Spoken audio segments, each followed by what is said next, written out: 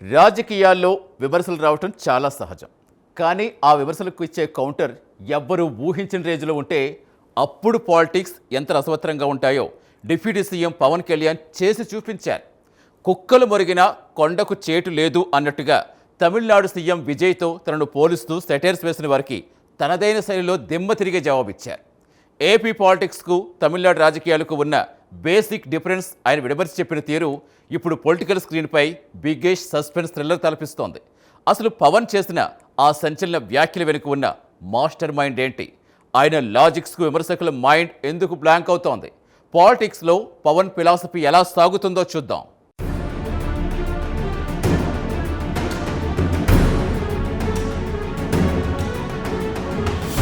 ఆంధ్రప్రదేశ్ రాజకీయాల్లో ఉప ముఖ్యమంత్రి పవన్ కళ్యాణ్ తాజా వ్యాఖ్యలు తీవ్ర చర్చనీయాంశంగా మారాయి. తనను పొరుగు రాష్ట్రమైన తమిళనాడు రాజకీయాలతో పోలుస్తూ వస్తున్న విమర్శలకు ఆయనిచ్చిన కౌంటర్ పొలిటికల్ సర్కిల్స్ లో హాట్ టాపిక్ గా మారింది. తమిళనాడు పాలిటిక్స్ వేరు, ఏపీ పాలిటిక్స్ వేరు అంటూ ఆయన చేసిన కమెంట్స్ వెనుక ఒక డీప్ ఎనాలిసిస్ మనకు స్పష్టంగా అర్థమవుతోంది. కేవలం ఒక నాయకుడిగా మాత్రమే కాకుండా రెండు రాష్ట్రాల రాజకీయ సామాజిక పరిస్థితుల్ని బేరీజు వేసిన ఒక పరిణితి చెందిన పొలిటీషియన్ గా పవన్ తన వాయిస్ ని బలంగా వినిపించారు. ఈ క్రమంలో ఆయన వాడిన లాజిక్స్ ప్రతి ఒక్కరినీ ఆలోచింపజేస్తున్నాయి. అసలు ఏపీకి తమిళనాడుకి మధ్య ఉన్న ఆ బేసిక్ డిఫరెన్స్ ఏంటన్నది ఆయన మాటల్లోనే క్లియర్ గా తెలుస్తోంది.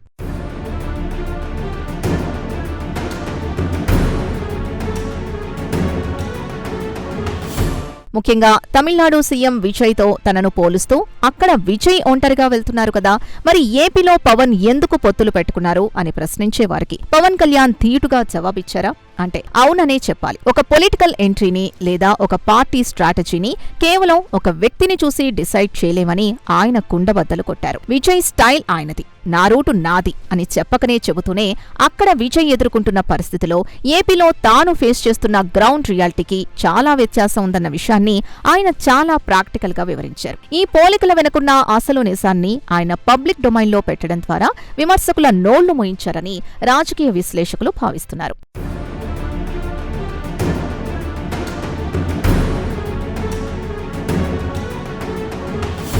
తమిళనాడు ఏపీ రాజకీయాలు ఏ విషయంలో భిన్నమన్న దానికి పవన్ ఇచ్చిన క్లారిటీ చాలా పర్ఫెక్ట్ గా ఉంది. దశాబ్దాలుగా తమిళనాడులో డిఎంకే, అన్నాడీఎంకే పార్టీల ఆధిపత్యం నడుస్తోంది. ఈ రెండు ద్రవిడ పార్టీల పాలనతో అక్కడి జనం తీవ్రంగా విసిగెత్తారు. ఒక రకమైన స్టాగ్నేషన్ ఆ రాష్ట్ర పాలిటిక్స్ లో వచ్చేసింది. అందుకే అక్కడ ప్రజలు ఒక ఫ్రెష్ వాయిస్ కోసం, ఒక కొత్త నాయకత్వం కోసం ఎదురుచూస్తున్నారు. ఆ ఫ్రస్ట్రేషన్ నుంచి ఒక కొత్త ఆల్టర్నేటివ్ కోసం వాళ్లు అన్వేషిస్తున్నారు. ఆ పరిస్థితుల్లోనే విజయ్ ఎంట్రీ ఇవ్వడం, ఆయన్ను ప్రత్యామ్నాయంగా ప్రజలు చూడటం జరిగింది.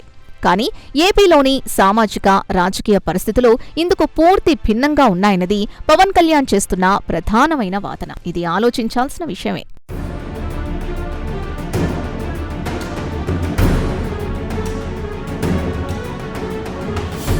తమిళనాడులో ప్రజలు విజయ్ని ఒక బలమైన ప్రత్యామ్నాయంగా చూశారు. ఎందుకంటే అక్కడ వాళ్లకు కులాల కంటే కూడా ప్రాంతీయ భావోద్వేగాలు, పాలకుల పట్ల ఉన్న వ్యతిరేకత ఎక్కువ ప్రభావం చూపుతాయి.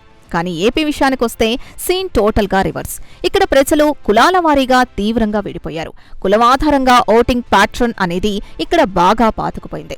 సమాజంలో ఎంత మార్పు కోరుకున్నా కరెక్ట్గా ఓటింగ్ వచ్చేసరికి కులం ఫీలింగ్ అనేది ఓటర్లలో ఒక బలమైన సంశయాన్ని క్రియేట్ చేస్తోంది. ఈ గ్రౌండ్ రియాలిటీని పవన్ కళ్యాణ్ చాలా సైంటిఫిక్ గా ఎనలైజ్ చేశారు.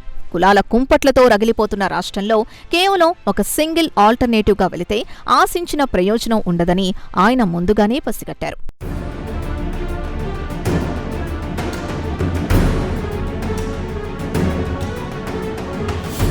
ప్రజలకు కావాల్సింది కేవలం ఒక ప్రత్యామ్నాయం కాదని, దెబ్బతిన్న ఆంధ్రప్రదేశ్కు ఒక బలమైన నాయకత్వం కావాలని పవన్ కళ్యాణ్ బలంగా నమ్మారు. ఇక్కడే మనం ఒక సామెతను గుర్తు చేసుకోవాలి. ఇల్లు కాలి ఒకడేడుస్తుంటే చుట్టకు నిప్పు అడిగాడట అన్నట్లుగా గత ప్రభుత్వ హయాంలో రాష్ట్రం సర్వనాశనం అయిపోయి, డెవలప్మెంట్ ఆగిపోయి ప్రజలు కష్టాల్లో ఉంటాయి. ఇప్పుడు సొంత ప్రయోగాలకు పోవడం ఏమాత్రం కరెక్ట్ కాదని ఆయన భావించారు. రాష్ట్రానికి ఒక ఎక్స్పీరియన్స్, లీడర్షిప్, ఒక సాలిడ్ సపోర్ట్ సిస్టమ్ అవసరమని ఆయన గుర్తించారు. తన ఈగోను పక్కకు పెట్టి కేవలం రాష్ట్ర ప్రయోజనాల కోసమే ఆయన ఆలోచించారు. అందుకే ప్రత్యామ్నాయం అనే ట్యాగ్ కంటే రాష్ట్రాన్ని కాపాడే సమిష్టి బాధ్యతకే ఆయన ఫస్ట్ ప్రిఫరెన్స్ ఇచ్చారు.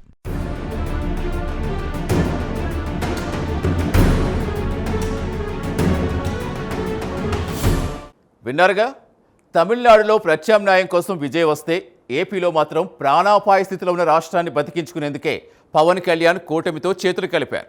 అయితే ఎక్కడే పవన్ వాడిన ఒకే ఒక్క పదం ఇప్పుడు రాజకీయ వర్గాల్లో పెను ప్రకంపనలు సృష్టిస్తోంది. నాడు రాష్ట్రాన్ని ఐసీయూలో ఉన్న పేషెంట్తో పోల్చిన జనసేనాని తన వ్యూహాన్ని పక్కాగా ప్రాక్టికల్గా ఎలా సమర్థించుకున్నారో తర్వాతి కథలో చూద్దాం.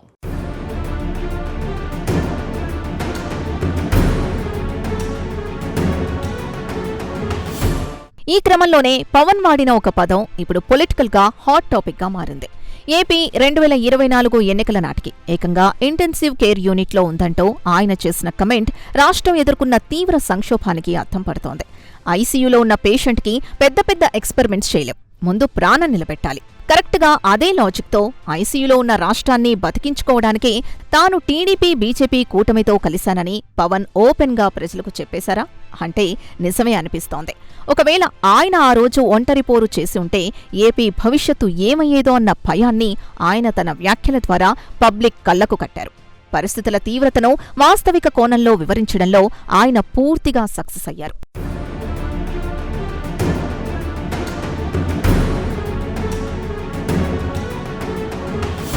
తన వ్యక్తిగత ఇమేజ్ కంటే, తన పార్టీ స్వలాభం కంటే కూడా 5 కోట్ల మంది ఆంధ్రుల స్థిరత్వం కోసమే తాను ఒక కూటమిగా జతకట్టానని పవన్ చెప్పడం ఆయన పొలిటికల్ విషన్ కు స్పష్టమైన సంకేతాలిస్తోంది. ఒక బాధ్యతాయుతమైన లీడర్గా తాను తీసుకోబోయే ప్రతి డెసిషన్ రాబోయే తరాల మీద ఎలాంటి ఇంపాక్ట్ చూపిస్తుందో ఆయన ముందుగానే పక్కాగా విశ్లేషిస్తున్నారు. ఏపీ ప్రజలు అప్పటికే 5 ఏళ్ల పాటు చాలా నష్టపోయారు. సరైన రాజధాని లేక, పెట్టుబడులు రాక యువత భవిష్యత్తు పూర్తిగా ప్రశ్నార్థకంగా మారింది. ఇలాంటి డెడ్లీ టైంలో రాష్ట్రానికి కావాల్సింది ఒక స్టేబుల్ గవర్నమెంట్. ఆ స్థిరత్వాన్ని ఇవ్వగల సత్తా, అనుభవం ఉన్న కూటమికి మాత్రమే ఉందని ఆయన బలంగా నమ్మారు. అందుకే ఎలాంటి కన్ఫ్యూషన్ లేకుండా అందరితో కలిసి కూటమి వైపు అడుగులు వేశారు.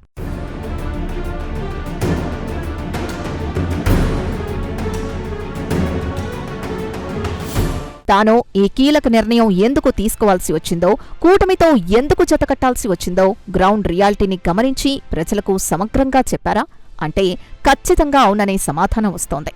పాలిటిక్స్లో డెసిషన్స్ తీసుకోవడం ఒక ఎత్తైతే, ఆ డెసిషన్ వెనుకున్న అసలు పర్సన్ని పబ్లిక్కి కన్విన్సింగ్గా చెప్పడం మరో ఎత్తు. పవన్ కళ్యాణ్ ఈ విషయంలో 100% సక్సెస్ అయ్యారు. తను కూటమిలో కలవకపోతే ఏపీకి జరిగే నష్టాన్ని ఏకరువు పెడుతూ ఆయన ప్రజల బ్రెయిన్స్లోకి ఆ విషయాన్ని బలంగా పంపగలిగారు. కేవలం తన వాదన వినిపించడమే కాకుండా లాజికల్గా, అలాగే ఎమోషనల్గా ప్రజల్ని తన వైపు కనెక్ట్ చేయడంలో ఆయన ప్రదర్శించిన అద్భుతమైన కమ్యూనికేషన్ స్కిల్స్ రాజకీయ పండితుల్ని సైతం తీవ్రంగా ఆశ్చర్యపరుస్తున్నాయి.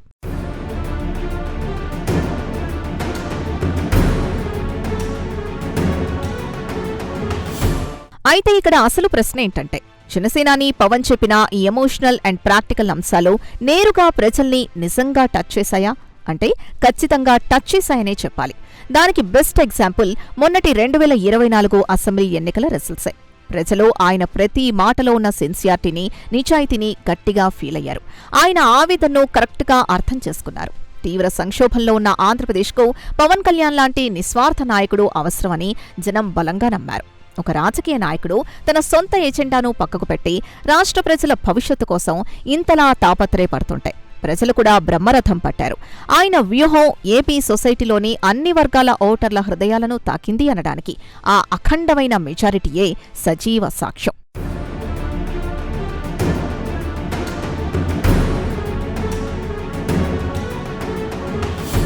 పవన్ కళ్యాణ్ ఇప్పుడు ఒకవైపు ప్రభుత్వంలో కీలక పాత్ర పోషిస్తూనే, మరోవైపు జనసేన పార్టీని సంస్థాగతంగా మరింత బలోపేతం చేసే దిశగా వేగంగా అడుగులు వేస్తున్నారు. ఒక స్ట్రాంగ్ క్యాడర్ బేస్ ఉంటేనే రాజకీయాల్లో లాంగ్ రన్ ఉంటుందని ఆయనకు బాగా తెలుసు. అందుకే పార్టీ స్ట్రక్చర్పై ఆయన స్పెషల్ ఫోకస్ పెట్టారు. గ్రామస్థాయి బూత్ లెవెల్ నుంచి రాష్ట్ర స్థాయి వరకు కమిటీలను పూర్తిగా యాక్టివ్ చేస్తున్నారు. గతంలో జరిగిన చిన్న చిన్న తప్పుల్ని సరిదిద్దుకుంటూ నేటి డిజిటల్ రాజకీయాలకు తగ్గట్టుగా టెక్నాలజీని, యూత్ పవర్ని చాలా ఎఫెక్టివ్గా వాడుకుంటున్నారు. క్యాడర్కి ఎప్పటికప్పుడు సరైన దిశానిర్దేశం చేస్తూ వాళ్లల్లో పొలిటికల్ అవేర్నెస్ పెంచుతున్నారు. తద్వారా జనసేనను ఒక తిరుగులేని రాజకీయ శక్తిగా మార్చుతున్నారు.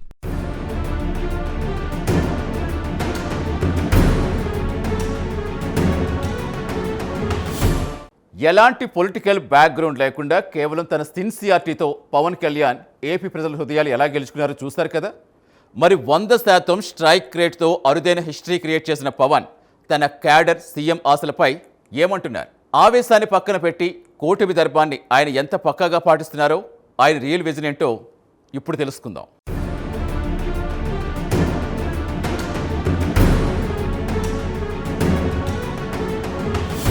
తన నిరంతర శ్రమతో, ప్రజల పట్ల ఉన్న అంకిత భావంతో, వాళ్లలో తనపై ఉన్న నమ్మకాన్ని పవన్ కళ్యాణ్ ఏమాత్రం తగ్గకుండా అమాంతం పెంచేశారు.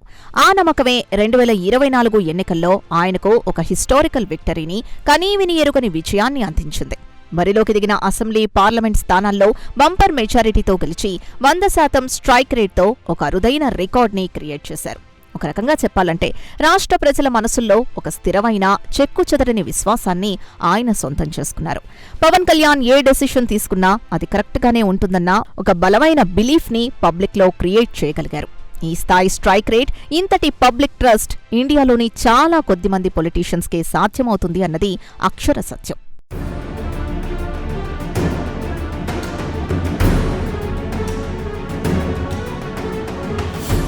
ఒక పార్టీ అధినేతగా పవన్ కళ్యాణ్ సీఎం కావాలని రాష్ట్ర ప్రజల్లో, ముఖ్యంగా జనసేన ఫైర్ బ్రాండ్ కార్యకర్తల్లో అనేక ఆశలుండొచ్చు. ఎందుకంటే అభిమానుల ఎక్స్పెక్టేషన్స్ ఎప్పుడూ పీక్స్లోనే ఉంటాయి. ఇక్కడే మనకు మరో సామెత కరెక్ట్గా సరిపోతుంది. చేతులు కాలేక ఆకులు పట్టుకున్నట్టు కాకుండా భవిష్యత్తు కోసం ముందు చూపుతో వ్యవహరించడం చాలా ముఖ్యం. కార్యకర్తల ఆవేశం, అభిమానం కరెక్టే అయినా దానికి ఒక ప్రాక్టికాలిటీ ఉండాలి. వాళ్ల ఎమోషన్స్ని బ్యాలెన్స్ చేస్తూనే ప్రస్తుత కూటమి ధర్మాన్ని పక్కాగా పాటించాల్సిన బాధ్యత పవన్పై ఉంది. రాష్ట్రంలోని సెన్సిటివ్ పరిస్థితులు, కూటమి నిబంధనల ప్రకారం నడుచుకోవడం అనేది ఆయన మెచ్యూర్డ్ లీడర్షిప్కు పక్కా నిదర్శనం. ఆవేశం కంటే ఆలోచన ముఖ్యమని పవన్ తన క్యాడర్కు పదే పదే సూచిస్తున్నారు.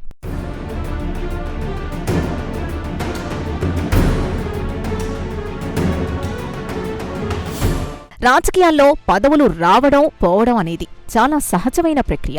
కానీ అంతిమంగా రాష్ట్రంలోని ప్రజలే ఏకైక ప్రాధాన్యత అన్నది పవన్ కళ్యాణ్ బేసిక్ ఫిలాసఫీ. కేవలం ఒక సీఎం కుర్చీ కోసమో, లేక పవర్ ఎంజాయ్ చేయడం కోసమో ఆయన పాలిటిక్స్లోకి రాలేదన్నది ఆయన తీసుకుంటున్న బోల్డ్ నిర్ణయాలతో మనకు స్పష్టంగా అర్థమవుతోంది. పదవి ఉన్నా లేకున్నా నిరంతరం ప్రజల పక్షాన నిలబడాలన్న ఆయన ఆశయం ఎలాంటిదో మనం గత 10 ఏళ్లుగా చూస్తూనే ఉన్నాం. ఒక నిజమైన పబ్లిక్ సర్వెంట్కు ఉండాల్సిన లక్షణాలన్నీ ఆయనలో మెండుగా కనిపిస్తున్నాయి. తన కంఫర్ట్ జోన్ నుంచి బయటకొచ్చి బురదలో దిగి మరీ ఏపీ రాష్ట్రాన్ని ప్రక్షాళన చేయాలన్న ఆయన తపన, ఆయన అంతులేని నిబద్ధతకు అద్దం పడుతోంది. పవన్ విషన్లో సెంటర్ ఆఫ్ ది పాయింట్ ఎప్పుడూ ఆ సామాన్య పబ్లిక్కే.